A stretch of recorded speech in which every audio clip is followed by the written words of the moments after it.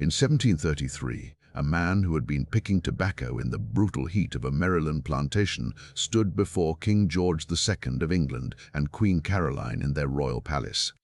Just 18 months earlier, this same man had been shackled in chains, his head shaved to erase his identity, sold like cattle to the highest bidder. His name was Ayuba Suleiman Diallo, and his journey from African royalty to enslaved laborer to celebrated diplomat represents one of the most extraordinary transformations in recorded history. But here's what makes his story truly remarkable. How did a man who spoke no English, who was beaten down in tobacco fields, who had every marker of his identity stripped away, manage to not just escape slavery, but become one of the most celebrated intellectuals in London? What single tool did he possess that proved more powerful than chains, more enduring than violence, more transformative than any physical strength? Stay until the end. The answer reveals a form of power that no one can ever take from you, no matter what circumstances you face. Let me take you back to where this incredible story begins, because understanding who Ayuba was before his capture makes what happened to him even more devastating, and his ultimate triumph even more astounding. Ayuba Suleiman Diallo was born around 71 in Bondu, a region in what we now call Senegal. But he wasn't born into poverty or obscurity. He was born into privilege, into power, into a world of books and learning that most people in that era, anywhere on earth, could never access. His father was a respected Muslim scholar who served as tutor to the king's son. Think about what that means. Ayuba didn't just receive an education, he received a royal education, sitting in the same rooms as princes, learning from the same teachers who instructed the future rulers of his kingdom. And what an education it was. From a young age, Ayuba studied Arabic, the language of the Quran and of scholarship across the Islamic world. He didn't just learn to read it, he mastered it so completely that he memorized the entire Quran, every word, every verse. We're talking about a text of over 77,000 words in Arabic, committed perfectly to memory. This wasn't just impressive. In his world, this marked him as a scholar of the highest order, someone whose mind was a living library. The process of memorizing the Quran wasn't something you did casually or quickly. It took years of daily study, of repetition, of discipline. Ayuba would have started as a young boy, learning the Arabic alphabet, then words, then phrases, then verses. He would have recited passages over and over until they became part of him, until he could recall any verse instantly, until the rhythm and meaning of the text lived in his mind as naturally as his own thoughts. This kind of memorization wasn't just about having a good memory. It was about transforming your mind into a vessel for sacred knowledge, about becoming a walking repository of wisdom that could never be lost as long as you lived.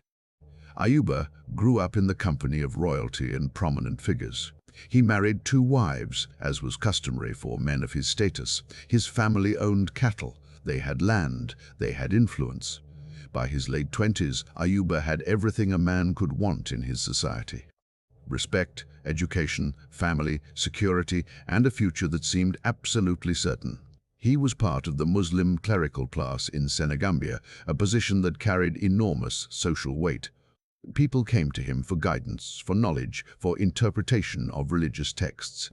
He was someone who mattered, someone whose voice carried authority. In 730 or 731, Ayuba set out on what should have been a routine trading mission. His father had 2 enslaved people he wanted to sell, and Ayuba traveled to the Gambia River region to conduct the transaction. Now, I need you to understand something crucial here, something that makes what happened next carry a terrible irony. Ayuba's family participated in the slave trade. They owned enslaved people. They sold enslaved people. This was part of the economic system of their world, and Ayuba was, in that moment, acting as a slave trader. This is one of those historical complexities we can't ignore. Ayuba wasn't an innocent victim plucked from a peaceful life. He was part of a system that commodified human beings, that treated people as property. The slave trade in West Africa was complex, involving African kingdoms and merchants as active participants, not just European buyers. Different African groups enslaved each other, sold prisoners of war, traded people as part of political and economic networks that predated European contact. Ayuba's participation in this system doesn't make what happened to him justified, but it does make his story more complicated, more human, more real. He successfully sold the two people his father had sent with him. The deal was done. He had the payment. He was heading home, and that's when everything in his life shattered. On his journey back, Ayuba was ambushed by Mandinka slave traders. The very people he had been doing business with, the same ethnic group involved in the trade networks he participated in, turned on him. They captured him and his interpreter, a man named Suleiman. And here's where the cruelty becomes calculated. They shaved Ayuba's head. They shaved Suleiman's head. Why? Because in their culture, a shaved head disguised their status. Ayuba's hair, his clothing, his bearing, everything about him screamed nobility, education, privilege. The slavers knew that if anyone recognized him as a high-status Muslim scholar, there might be questions, there might be resistance, there might be someone willing to pay for his release. So they erased the visible markers of who he was. They turned a prince into just another captive body. And they sold him to the Royal African Company, the massive English slave trading enterprise that was feeding the insatiable appetite for enslaved labor in the American colonies. Ayuba was sold to Captain Stephen Pike of the ship Arabella, and then began a journey that has broken millions of people across centuries. Let me tell you what the Middle Passage actually meant, because we often hear the term without understanding the reality. Ayuba was taken below deck into a space so cramped that sitting up straight was impossible. The ceiling was maybe 3 or 4 feet high. You were chained at the ankles, sometimes at the wrists. You lay on wooden planks with barely enough room to turn over. The person next to you was inches away. The person above you on the next level of planks was so close you could feel their weight pressing down. The heat was suffocating. Hundreds of bodies packed into an airless space, the temperature rising, the humidity making it hard to breathe. The smell was beyond description. Human waste, vomit, sweat, blood, the stench of infection and death. You relieved yourself where you lay. Sometimes the crew would bring buckets, sometimes they wouldn't. The waste would slosh back and forth with the motion of the ship, covering everyone. The sounds were worse than the smells. People crying, screaming, praying in languages you might not understand. The groans of the sick and dying, the chains rattling constantly, the creaking of the ship, the occasional thud of a body being dragged away when someone died. All the time. Disease spread rapidly in those conditions. Dysentery, smallpox, infections from the chains cutting into flesh. Some people simply gave up, stopped eating, chose death over continuing the journey. Ayuba endured this for months. Think about what that does to a person. You're a scholar, someone whose life has been about the mind, about learning, about spiritual practice. And now you're reduced to an animal existence, fighting just to survive each day, unable to maintain even basic human dignity. You can't pray properly, you can't wash for prayer, you can't face Mecca, you can't do any of the things that define who you are as a Muslim. Everything that made you human, everything that gave your life meaning, is stripped away. And through all of this, you don't know where you're going. You don't know what will happen when you get there. You don't know if you'll ever see your family again. You don't even know if you'll survive the journey. The uncertainty might be worse than the physical suffering. At least with physical pain, you know what you're dealing with. But the not knowing, the complete loss of control over your own fate, that's a special kind of torture. Ayuba survived. Out of everyone who boarded that ship, 150 people made it alive to Annapolis, Maryland. Ayuba was one of them. But survival came at a cost that went far beyond the physical. The psychological trauma of the Middle Passage stayed with enslaved people for the rest of their lives. The nightmares, the memories, the knowledge of what humans are capable of doing to each other. He was purchased by a Maryland planter and immediately put to work in the tobacco fields. Now, I want you to imagine this for a moment. Ayuba had spent his entire life as a scholar, as a nobleman, as someone whose work was intellectual and spiritual. His hands had held books, not farming tools. His days had been filled with study and prayer and conversation with other educated people. And now, suddenly, he was expected to perform brutal physical labor under the blazing sun, in a place where no one spoke his language, where no one knew who he was, where he was seen as nothing more than a piece of property. Tobacco farming in 18th century Maryland was back-breaking work. You'd wake before dawn and work until after sunset. The tobacco plants required constant attention. You'd plant the seeds in beds, transplant the seedlings to fields, weed around each plant by hand, remove worms and pests, top the plants to promote leaf growth, harvest the leaves at exactly the right time, hang them to cure, strip them from the stalks, pack them into hogsheads. Every step required bending, lifting, carrying, repetitive motions that destroyed your back and hands. The Maryland summer heat was oppressive. Temperatures in the 90s, humidity so thick you felt like you were breathing water. You'd be soaked in sweat within minutes of starting work. The overseers watched constantly, ready with whips or worse if you slowed down. You got minimal food, usually just cornmeal and salt pork, barely enough to sustain the energy you were burning. You slept in rough quarters, often just a wooden shack with a dirt floor, no privacy, no comfort. For Ayuba, this wasn't just physically impossible, it was spiritually devastating. He was used to spending his days in study and prayer, in intellectual pursuits that fed his soul. Now his days were reduced to mindless physical labor that served no purpose except enriching someone who saw him as livestock. The disconnect between who he was and what he was being forced to do was tearing him apart. Thomas Blewett, who would later write Ayuba's biography, recorded what happened next with devastating clarity. He wrote that Ayuba showed more and more uneasiness under this exercise and at last grew sick, being no way able to bear it. This wasn't just physical exhaustion. This was a complete mismatch between who Ayuba was and what was being demanded of him. His body couldn't do the work, his spirit couldn't accept the degradation. But here's what the slavers didn't understand, what they couldn't see, what they had no way of measuring or controlling. They had taken everything visible from Ayuba: his freedom, his status, his family, his home, his clothing, his hair, his very name in some ways. But there was one thing they couldn't touch: his mind. And inside that mind, perfectly preserved, was the entire Quran. Every word he had memorized as a young man was still there, untouched by chains, undiminished by violence, waiting. Ayuba would regularly retreat to the woods to pray. This wasn't easy or safe. Enslaved people who wandered off could be punished severely, but Ayuba needed those moments of connection with his faith more than he feared punishment. He'd find a quiet spot, orient himself toward Mecca as best he could, and perform his prayers. In those moments, he wasn't an enslaved laborer. He was a Muslim scholar fulfilling his religious obligations. He was reclaiming his identity in the only way available to him.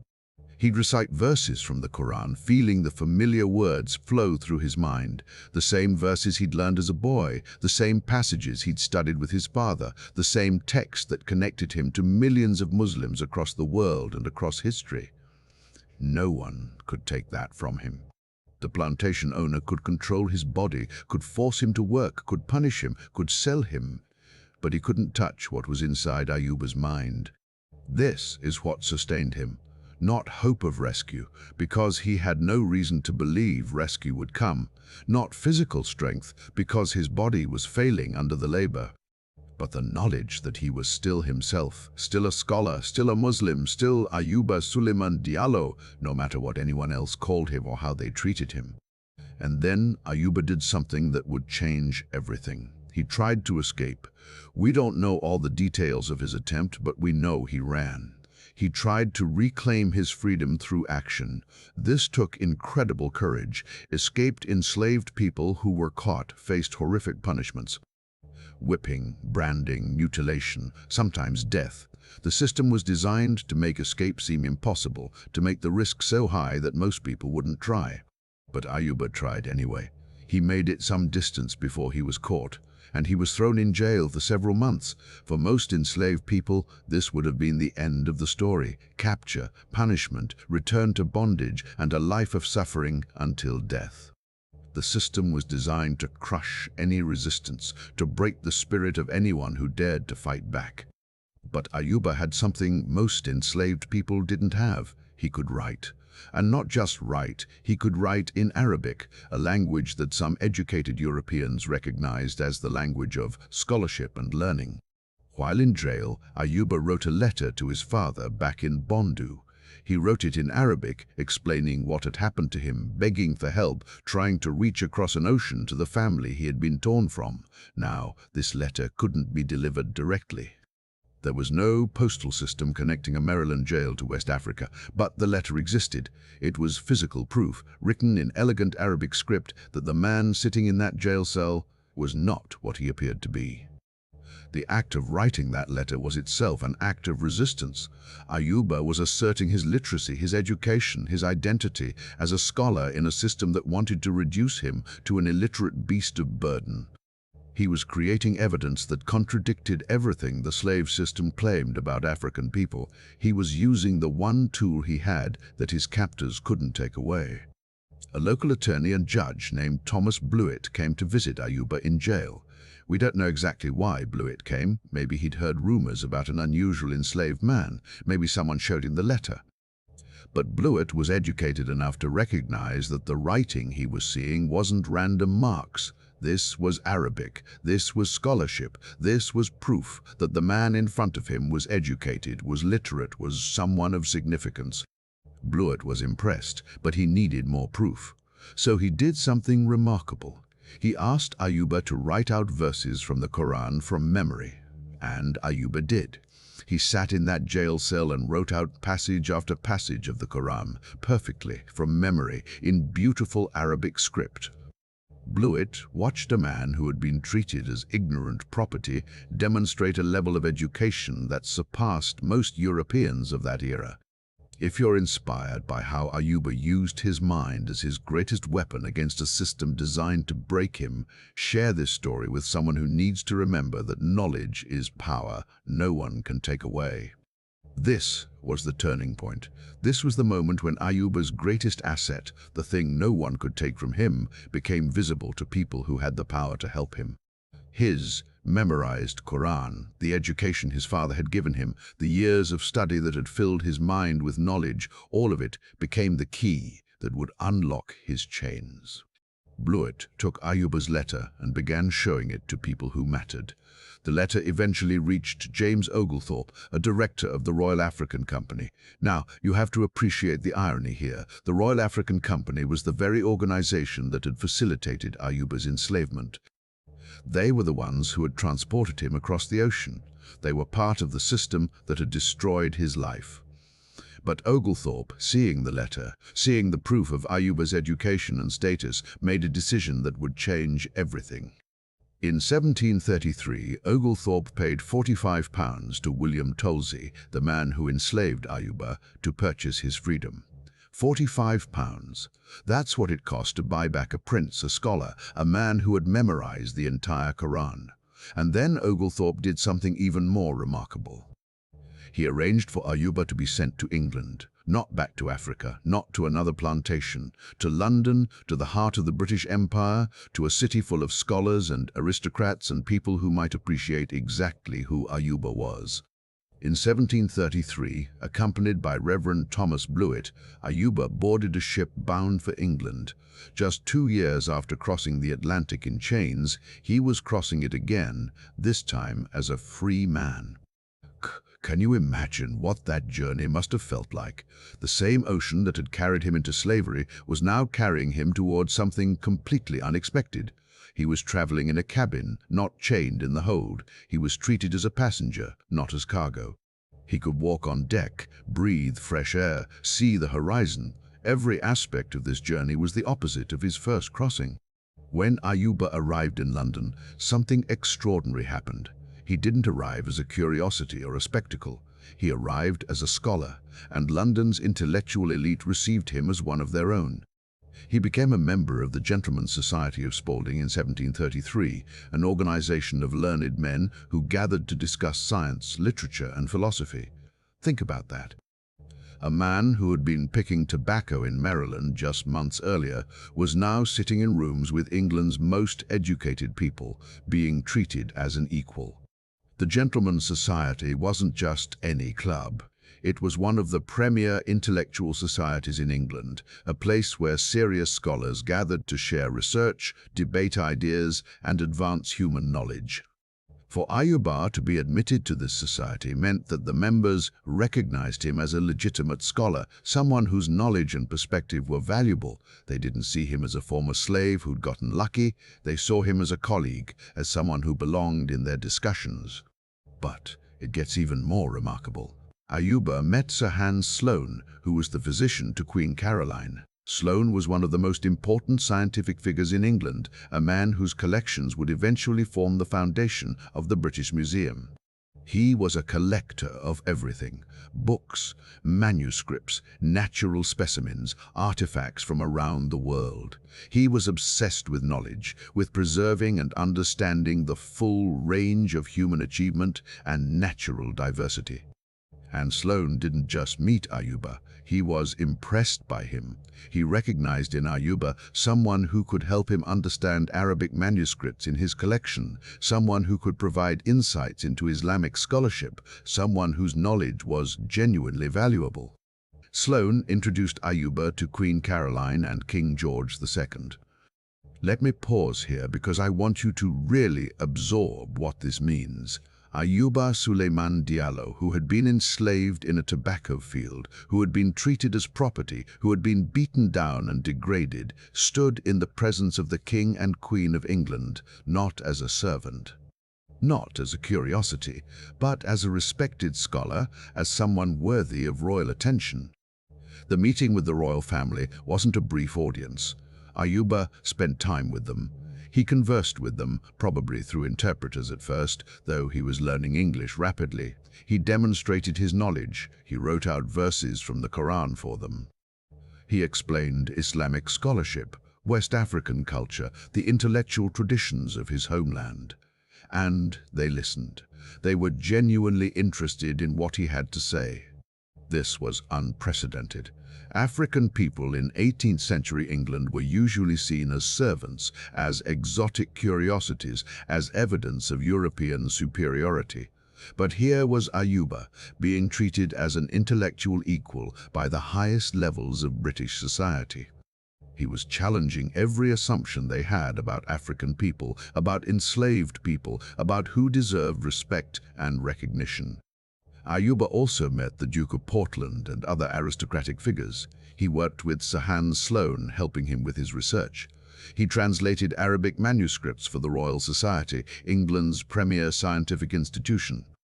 His expertise in Arabic, his deep knowledge of Islamic scholarship, all of it became valuable in a way that his captors in Maryland could never have imagined.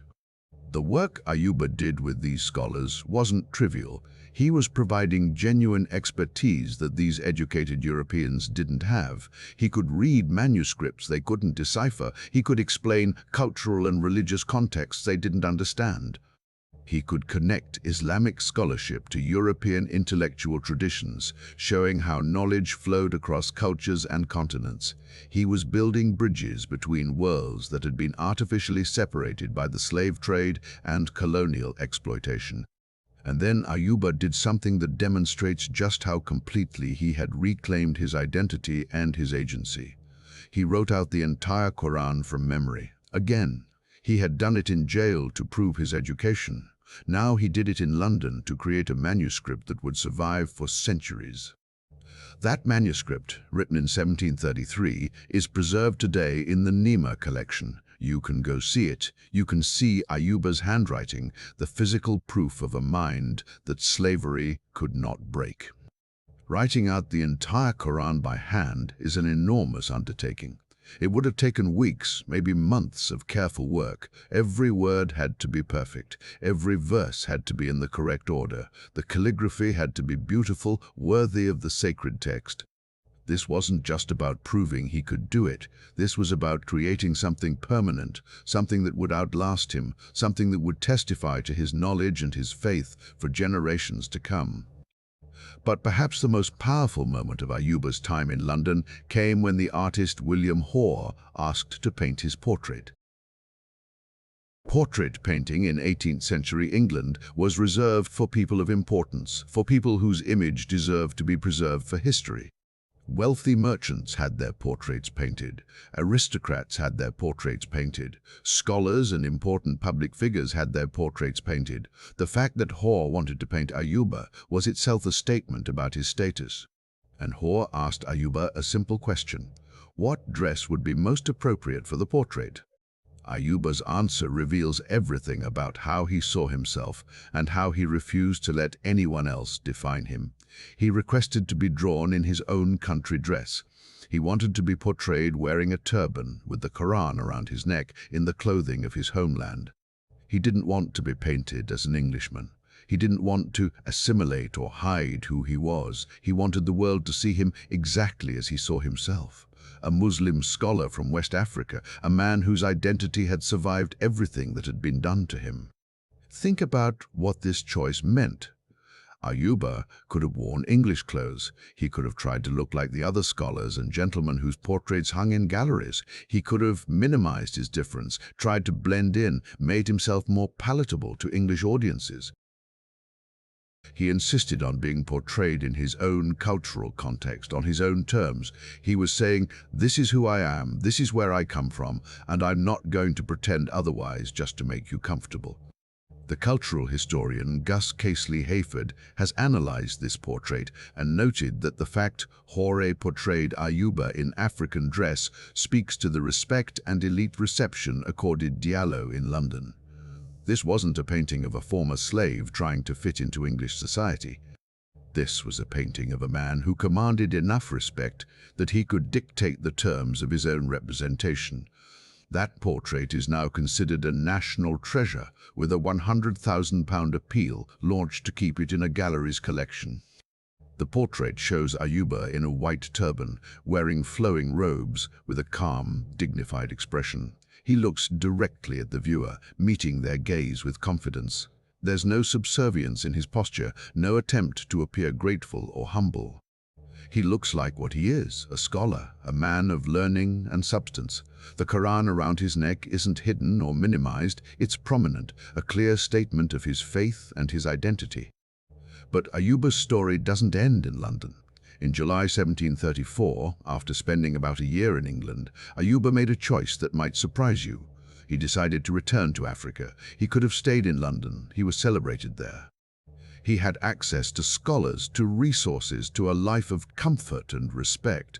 He could have spent the rest of his days in England, continuing his scholarly work, enjoying the recognition he'd earned. But Africa was his home. His family was there, his identity was rooted in that soil, and so he chose to return.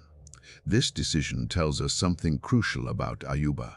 He hadn't been seduced by English society. He hadn't forgotten who he was or where he came from. The respect and recognition he'd received in London was gratifying, but it wasn't enough to make him abandon his true home. But he didn't return as an escaped slave or a refugee. He returned as a diplomatic agent for the Royal African Company. The same company that had facilitated his enslavement now employed him as someone who could help them improve their trade positions against the French. Ayuba possessed expert knowledge of the trade networks of Upper Senegal. He understood the political landscape, the cultural dynamics, the relationships between different groups. He was valuable, not despite his African identity, but because of it. This is another layer of irony in Ayuba's story. The Royal African Company, which had profited from his enslavement, now needed his expertise. They recognized that his knowledge of West African trade networks, his connections to local rulers, his understanding of cultural and political dynamics, all of it made him uniquely valuable. They were essentially admitting that they needed African expertise to succeed in Africa, that their own understanding was insufficient. When Ayuba arrived back in Gambia, he faced a reality that must have been both heartbreaking and complicated. His father had died while he was gone. The man who had educated him, who had given him the tools that ultimately saved his life, was dead. Ayuba would never see him again, never thank him for the gift of education that had proven more valuable than any material wealth. His wives, believing he would never return, had remarried. In their world, this made sense. A woman whose husband disappeared into slavery had to survive. She had to move on. She couldn't wait indefinitely for someone who might never come back. But for Ayuba, it meant returning to a home that had moved forward without him. The life he'd left behind was gone. He couldn't simply pick up where he'd left off.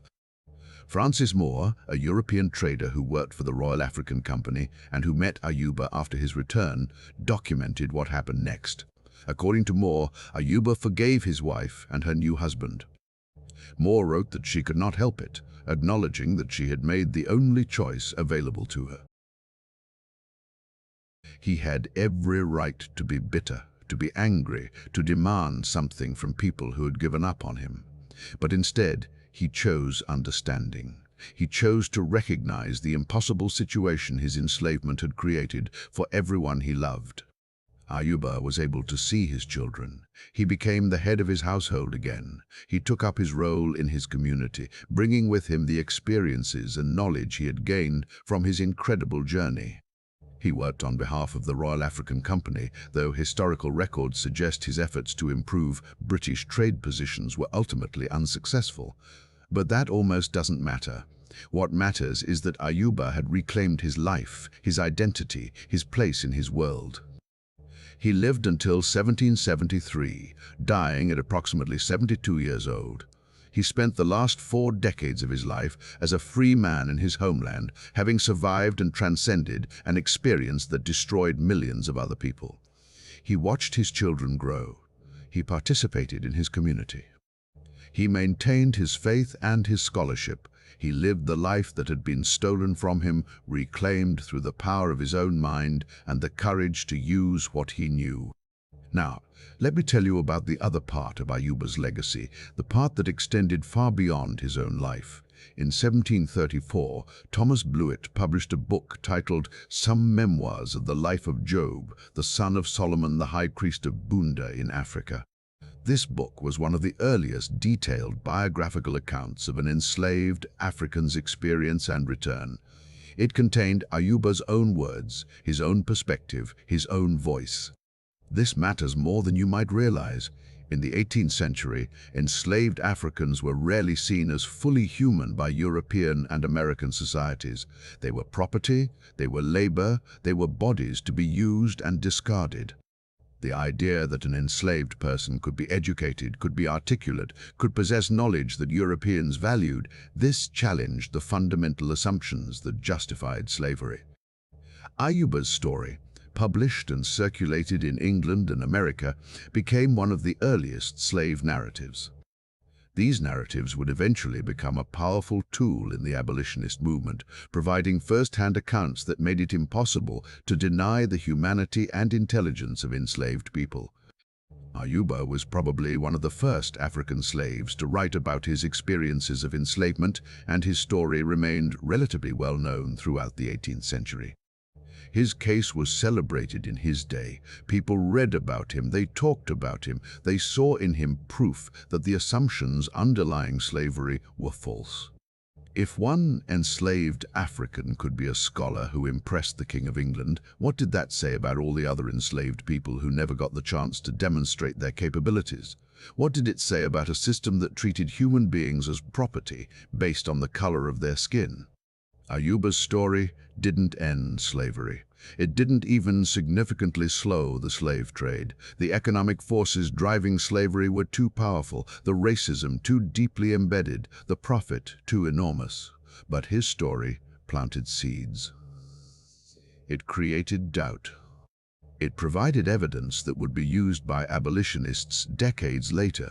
It showed that the narrative of African inferiority was a lie designed to justify exploitation. Now, I want to be clear about something. Ayuba's story is exceptional. Most enslaved people never had the opportunity to prove their education or intelligence to people with power. Most never learned to read or write in any language. Most died in bondage, their potential unrealized, their stories unrecorded. Ayuba's privilege, his education, his status before enslavement, all of it gave him tools that most enslaved people didn't have. But that doesn't diminish the power of what he accomplished. It actually highlights something crucial. Ayuba's story shows us what was possible when an enslaved person had the tools to make their humanity visible to their captors.